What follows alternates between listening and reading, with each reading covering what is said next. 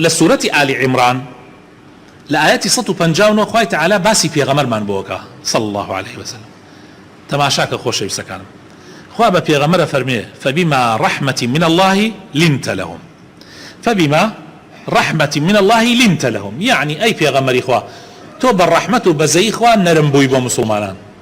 يعني ئەو هەموو نەرمی پێغەمەرە صلى الله عليه وسلم کە خەڵک چی بە پێغەمەر ناکە. خۆ ئێمە طبعا هەندێکیمان باس کردووە لە ژیاننامەی پێغەمبەر صلی الله علیه وسلم چی خراپە بەرامبەر بە پێغەمبەری خوان ئەکەن.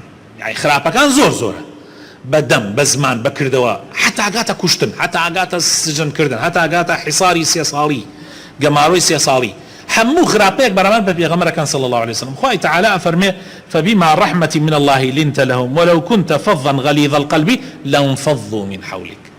والله محمد بالرحمة خواتو او نرمونيانية بو دروز بوا، اگر نرمونيان نبواي درج و زبر و تندوتيش بواي يك نفر بدورتان نعمة، بس خلق ابينية تو عزية ادري او نيتر نرم بي محاولة كشتن تأكري او نيتر نرم تربي.